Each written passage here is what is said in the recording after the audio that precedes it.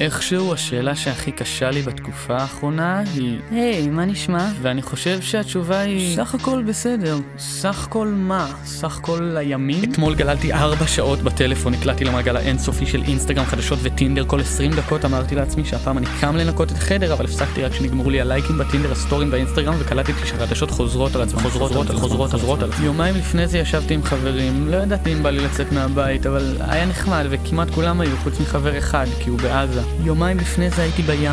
היה נעים. שבוע שעבר התקלקלה לי המשאבת שמן ברכב, הבטריה בלפטופ, נאבד לי אשראי ופחדתי שהוא נגנב, אז התקשרתי לבנק וביטלתי אותו. רבע שעה אחרי זה אישה זרה כתבה לי בפייסבוק שהיא מצאה אותו ברחוב והיא רוצה להחזיר לי. כתבתי לה תודה. והיום הקמתי את עצמי מהמיטה, יצאתי החוצה, פגשתי אותך, שאלת אותי מה שלומי, ואני חושב שסך הכל בסדר, סך הכל הלילות. השבוע פעמיים נרדמתי עם הטלפון פתוח, אני אפילו לא זוכר מה היה על המסך. לפני 3 לילות התעוררתי מרעש שהזכיר לי פיצוץ, אולי הוא היה פיצוץ, אולי חלמתי אותו. שלשום בלילה קראתי ספר, כמו פעם.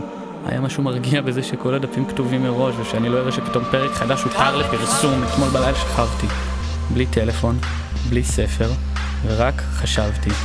בעיקר ניסיתי להבין אם אני סך הכל בסדר.